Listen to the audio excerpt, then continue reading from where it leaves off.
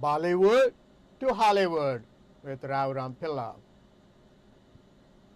The great Manu of India said, Nastri Swatantra Marhati. No woman is eligible for freedom.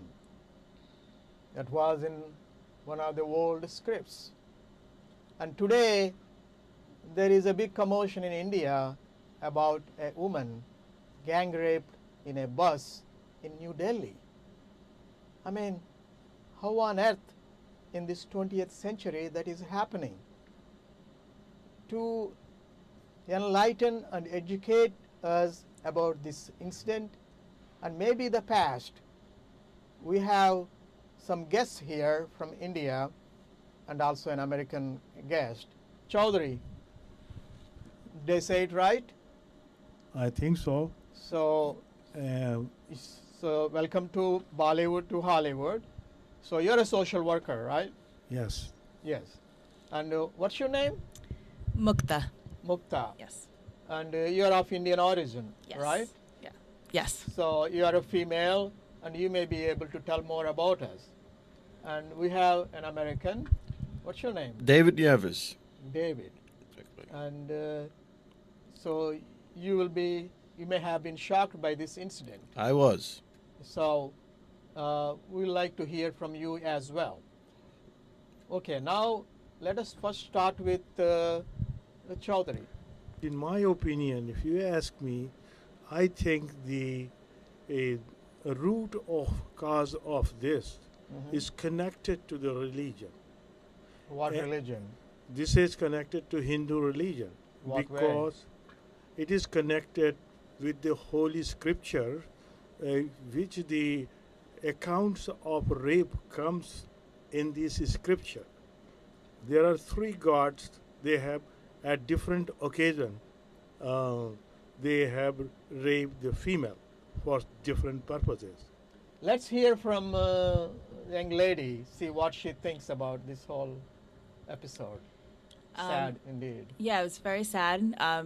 Definitely a tragedy. I don't see it, rapes happen everywhere, but in this sort of public light is something that we don't see in the States. But just to have it happen to a female that's around my age over in India is definitely, it hits home.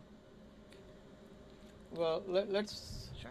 hear about from our American friend David. Well, I was shocked. As long as women are seen as property, and the rights are not accepted, women's rights are not accepted. Their bodies are their own, and their wills are their own, and you're going to have these things occur more. They will happen again. We'll be talking about a rape tomorrow. We'll talk about another rape. So as long Why as rape? well, again, it goes back to the same thing. Whose body belongs to whom?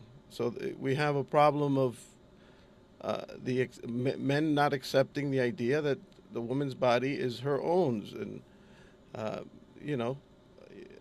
these things are taught in societies that women are seen as property, as something that to have, to take. On that note, let us see what our female compatriot says. It is a cultural thing as well. Like there is education that needs to be happening. What cultural thing?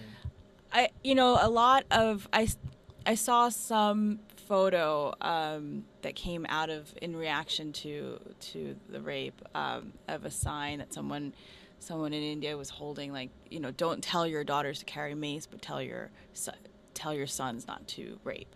So it's just like, it has to start from the onset, from the families, from not making it okay. This can't be okay. So Whose fault is this? I mean, you can't. It's so complicated. You can't point fingers at one person, but it's complex, and that's why it's been happening for centuries. Our young lady says this is complex, happening for centuries. Chaudhary Saab, could you enlighten us about that?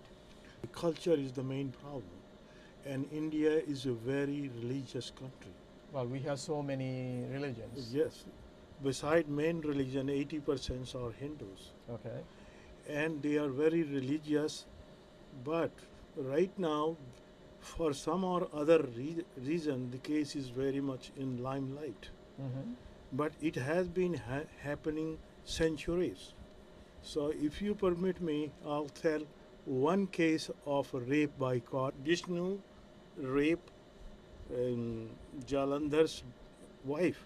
Who is Jalandhar? He was a uncivilized category of India at olden time.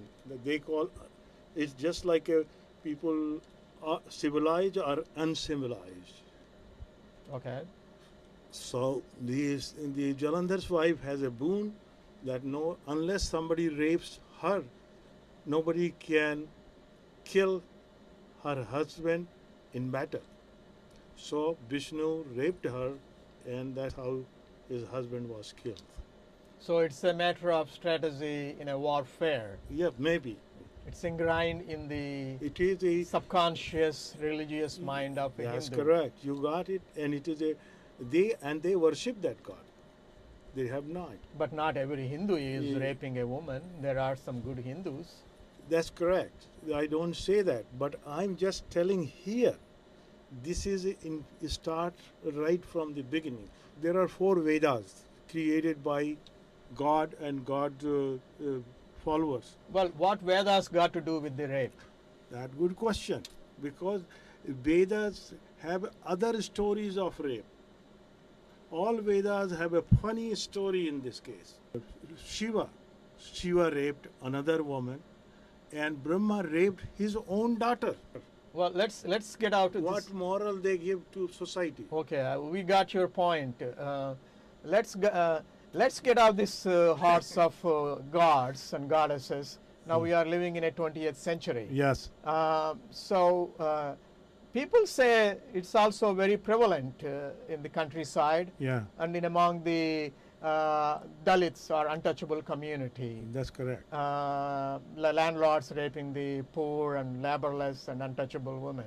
This, So, what's your take on that? I think this has been happening, and untouchable has been raped centuries till we came a present century where their rights were protected by Ambedkar, and that is how some protection has come there. And the children, if they were raped, mother told them not to raise the issue. Why? If they raise the issue, the Muslim other big What do you mean by Muslim? The Muslim- landlord? landlord, Or the people with money? money, Or the upper caste? upper caste. Only upper caste have them. Yes, yes. And they will say, don't raise the issue. There will be some killing in this. Well, issue. there is no upper caste here. Yeah. She is being a Sikh community, a woman, right? Yes. So what this Sikh community girl gang rape has got to do with Dalits or gods and goddesses? They're not even Hindu religion. No, that's correct. But it's a culture which has developed in India. Is Indian culture and Indian mind. So Hinduism influences, Hindu culture influences the Sikhs, even if it is Muslim or Yeah, anyone. that's So correct. we are all part of this Yes. same system. Yes, this is a. I don't say I totally blame the God that, but I say again the caste system comes into the picture, and when the lower caste has been made to do anything the people wanted because they were landless, they were living in poor areas, so they enjoyed whatever they wanted to do. Well, she's not a untouchable. She's not a landless lady. Okay, I'm not She is yet- living in yeah. Yes. New Delhi, and she seems like well educated. Yes. So, what this got to do with all those things? Female discrimination has been very great in Indian society, as you mentioned, Manu. Well, now India embraced capitalism, or Yeah. at least the outsourcing of money and work from America, and business is booming. And this incident came to light. Oh, at this point, are you saying the root cause is somewhere else rather than the Indian Penal Code or the police or judiciary or the political system? Indian society justice is very poor. If you are moneyed man and some political, if a politician's sons did this kind of crime, he goes free. And the punishment system is very poor. Although there are laws, but they, on the paper, somehow the people bribe, somehow people, if manage to get out of it, people don't go jail. Like you see this crime has happened in New Delhi, where in the bus rape was there, but same by the side Haryana. There were in the last month there were many last month there were many women were raped, but most of them they were Dalit. Why do you think this incident has been highlighted? This incident, firstly, it was very close to Delhi. Secondly, it went too extreme. The girl was in the hospital and there was no hope to save him. People had a lot of sympathy for that case. And because of the rape, she died. That is very shameful. And pressure has come only because there was worldwide publicity. And there was a European Parliament, there was a French Parliament, there was and even UNO. Then Indian government got little ashamed, and they are try to move. Still, I'm afraid after 6 months you will see that the case is gone. They say they will have a capital punishment, this punishment, all will be forgotten. How do we bring this equality and people of India be conscious? Strict punishment and time-bound judgment. It has to be done. And death penalty has been on books in a lot of countries, in a lot of Yeah. places. But is that going to solve the problem? Good point. As my daughter said, the boys should be also trained and educated that they should not rape girls. And India, what happened if my son, 18 years, he goes and have some connection and fool around with the girl or rape or something like that, then I will take my hand. Oh, very good. Oh, you are my son, like that. You did he's telling that you did a good job. You are manly, you are macho man. That's what they want to see. Where does that psychology come from? This happened once upon a time, boys were not supposed to weep. Okay? They used to consider he's a poor personality.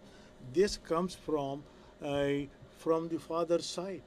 Fathers, instead of condemning that, they appreciate her. That my son is Bahadur, brave man.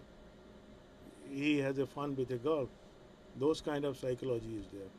But same time, if somebody, and this is a very complex phenomena. I think it's still, if something happens to, sometimes people used to laugh, and people used to punish, like if somebody does a bad thing or somebody get too much. If somebody is not doing good thing, that should not be appreciated, no matter what it is actually. But some fathers say, "Oh, my son is brave because he did this one," and try to protect him. Politics also.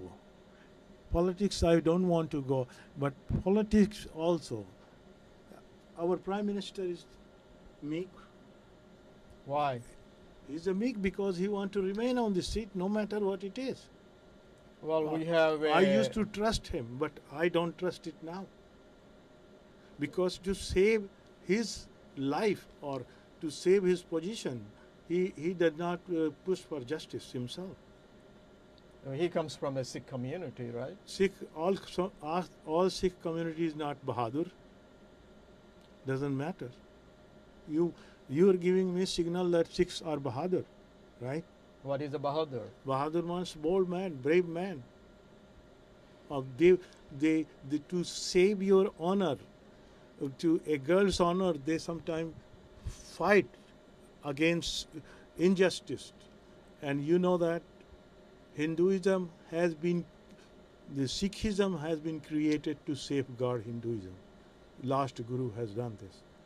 Okay. What do you think if Dr. Ambedkar would have been alive, what would he have done at this point?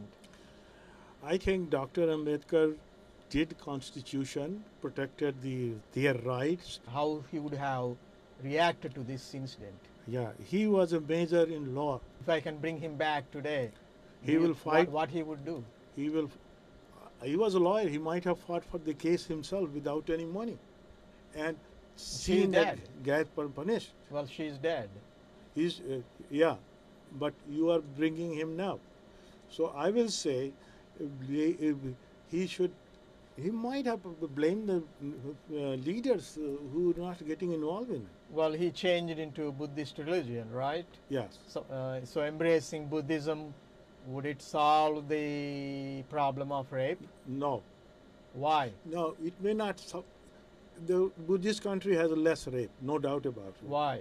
Because they have allowed the human feeling or sexual feeling to expand. If you go to the Buddhist country, most of the prostitutes are in Buddhist country. What that got to do with the rape? Because it is not a Hawa relation. I mean, it is a little bit less tension and tolerance. Buddhist people are very tolerant, and they accept and they educate. Education is more important, and Mukta is saying that the boys should be educated, and if they don't follow, they should be punished. Let's not have a conversation only Okay. with man to man.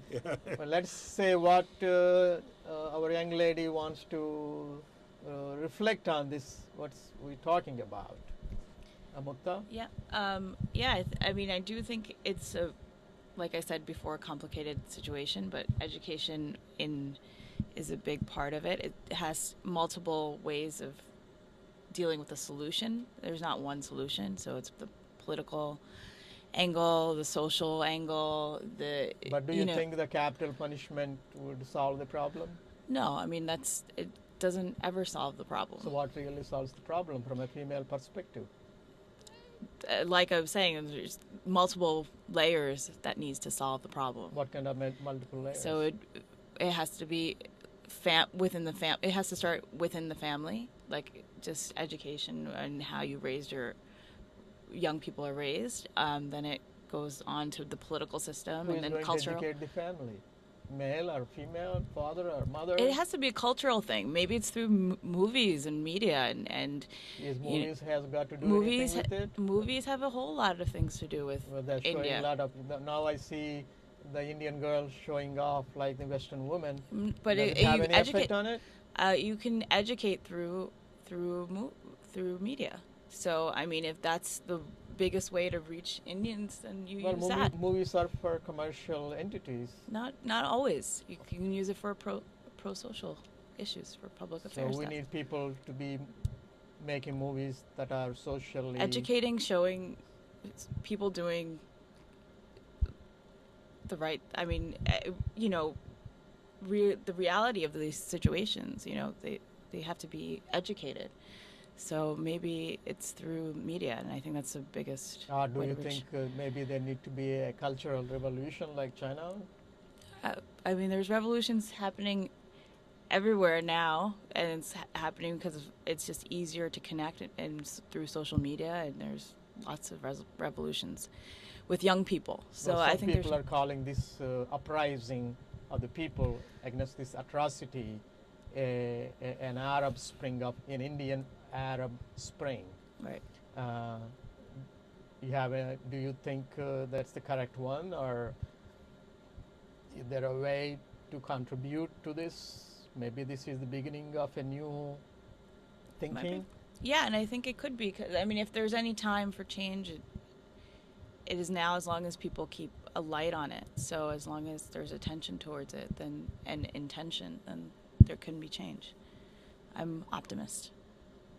Well, let's see what our American friend thinks about it. Well, I was interested because when he was talking about the Vedas and the scriptures, and I started thinking about the Old Testament, and within the Old Testament we have similarities of, sort of men